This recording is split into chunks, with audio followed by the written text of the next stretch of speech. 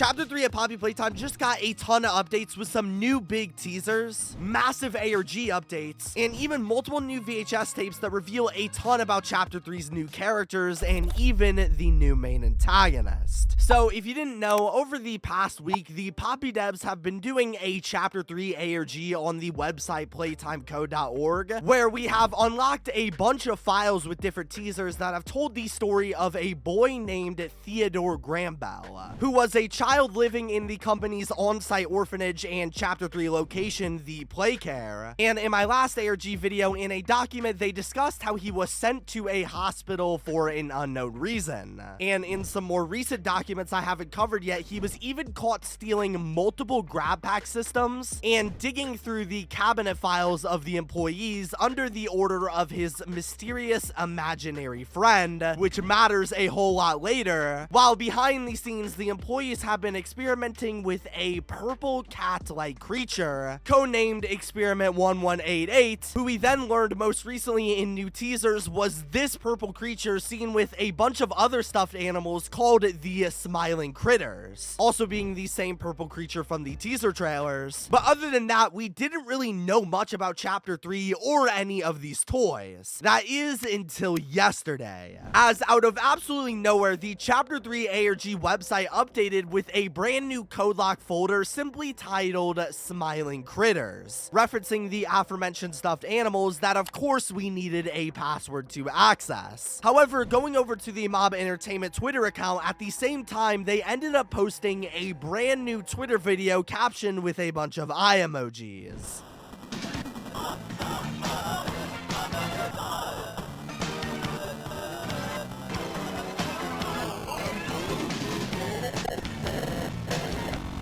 So the video shows off what appears to be some type of cartoon or advertisement with all of the smiling critters we've seen in the ads before, including the purple main antagonist, which is super interesting. But for now, looking at this glitchy new teaser, what is this supposed to mean? Well, if you very specifically pause the teaser on this one frame, we can spot an upside down code that when flipped says golden_path. Which, if we go back to the ARG website, click on the File Explorer, click the Innovation folder, click the Bigger Bodies Initiative, and then click the second to last password locked folder titled 1006, referencing Experiment 1006, the prototype, and use this newly found code as the password, the folder will finally unlock, revealing to us two brand new documents. One that shows a bunch of shredded up pieces of paper that will matter here in a second, and second, a brand new drawing of a child in purple by a bed with a mysterious claw reaching out from under it who you might already recognize. And furthermore, the document at the bottom right says Theo age 7, referencing the child Theodore from the beginning of this video. The same child who we said had a mysterious imaginary friend, revealed in this paper to be none other than the prototype himself, who seemingly judged from this drawing was the one telling Theodore in the documents to dig through the files of the employees, and the one who told him to steal things like the missing GrabPacks for reasons that we can only speculate on at the moment. However, looking back at the first document of all of these shredded messages, they are all from a character abbreviated as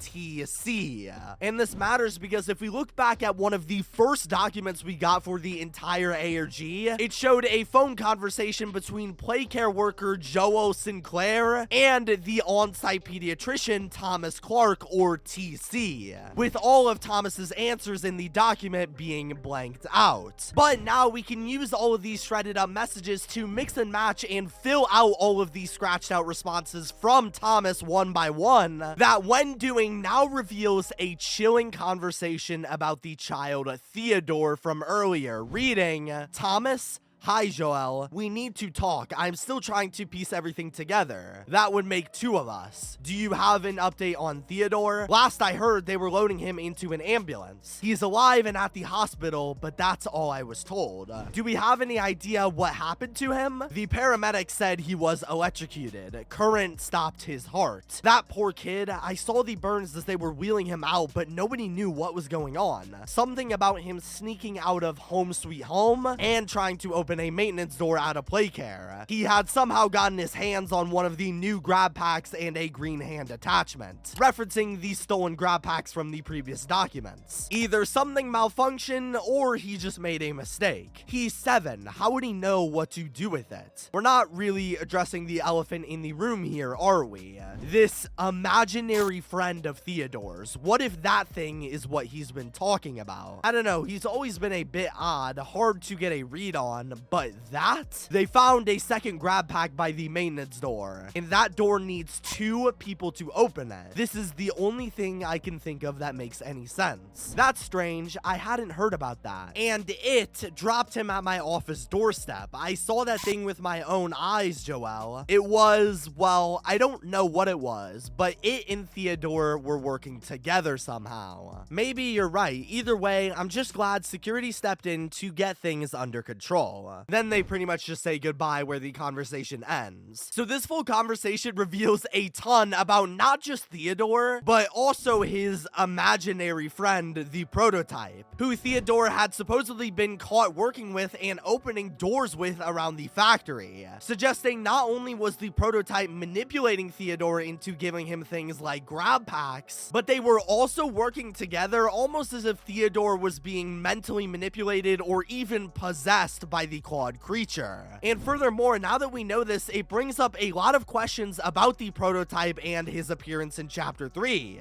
Why did he manipulate this child into accidentally electrocuting himself with the green electric hands? Why did he even want the GrabPack in the Playcare? Maybe it's because in the Chapter 2 logs about the prototype, they described him as an engineer, being able to turn small things like alarm clocks into malicious large laser pointers. So maybe the prototype was using the GrabPacks to create some type of device that we won't know about until the game comes out. However, while this is all super cool theory stuff to talk about later, we still haven't solved the last document in the ARG, the Smiling Critters folder from before. How do we access that? Well, now that this document has been completed, you might have noticed that there are a bunch of red dots under certain letters of the transcript. More specifically, starting from the first page, there is an H, a Y, P, N, A, G, O, G, I, A, which when combined spells out the word hypnagogia, or the transition between wakeness and falling asleep. A very odd and intentional word to use considering the whole theme of Chapter 3 up until this point has been falling asleep. But if you're not already creeped out by all of this, we can use this word as the password in the Smiling Critters folder, which then unlocks it and reveals to us one final video teaser of the Smiling Critters that plays like this. S-M-I-L-E every day. When you are down and out, no need to frown and pout. The Smiling Critters here to say S-M-I-L-E every day.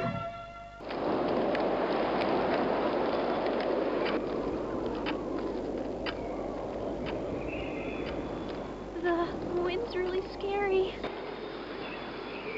I can't sleep. Hey, we'll be okay, guys. I promise. All winds blow away. Eventually.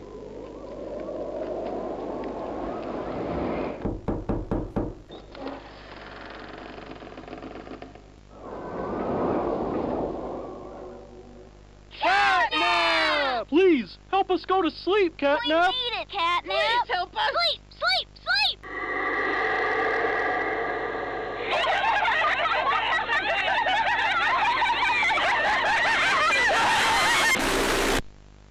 So yeah, in this video, we see the intro to this cartoon of the Smiling Critters teased a few times before, but this time as some sort of animated TV show. And the short episode starts off in some type of doghouse during the middle of a storm, and then cutting inside, we can see the time is just around 10:05 p.m., which the devs told us matters, but I'm not sure how. Comment your theories down below. And all of these Smiling Critters are sadly laying in their living room, unable unable to fall asleep scared of the storm. But fear not for them, because they then hear a knock on the door, and out comes the 8th smiling critter, the purple cat with a big smile on his face. All the other toys then smile back at him and cheer the cat's official name in the franchise, CATNAP. They all creepily enough then beg him to put them to sleep, before cutting to a much darker shot of a 3D catnap spitting out the red gas, similar to what we saw in the second chapter 3 teaser trailer. And they all cheer as the gas fills up in the room in full-blown hysteria, before the whole tape glitches and they all lay there dead asleep, while Catnap with a big smile on his face sits on the couch awake and alone. Plus, in the credits, we get the names of a few of the other toys: Dog Day the dog, Picky Piggy the pig,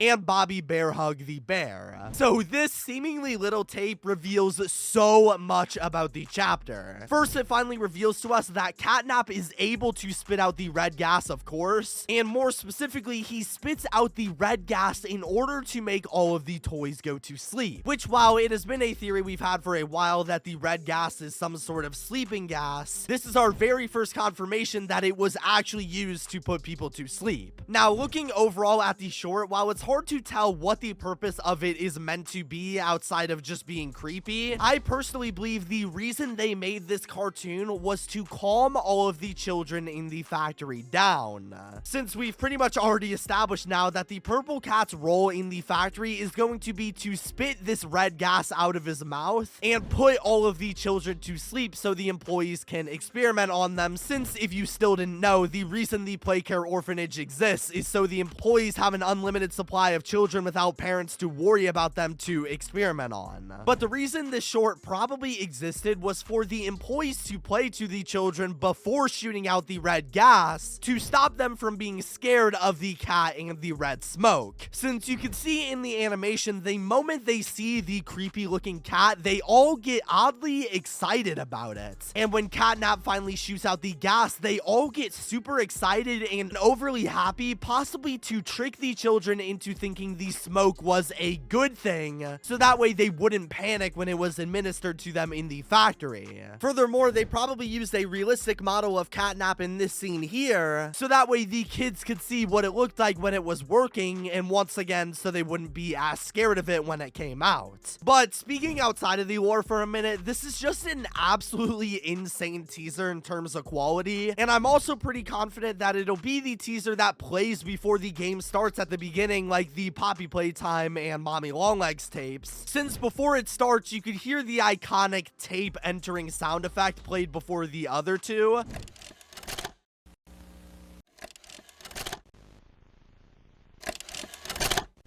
Which is super cool and eerie if true. But now you may be wondering, well, that was the last file in the Chapter 3 ARG, and the game is set to release in a few weeks at the very latest. What is going to be next for the chapter? Well, the developers have already teased that this is not the end of the ARG, and that there will be more stuff coming in the future. Possibly we could get to use things like the phone in Project Playtime that still has no explanation and purpose 5 months later. And furthermore, in the meantime, the developers have revealed a bunch of stuff behind the scenes about the game and its official release date, which I will talk all about in tomorrow's video, so make sure you subscribe with notifications on to not miss a second of that, and check out my last video in the ARG to see what all you missed.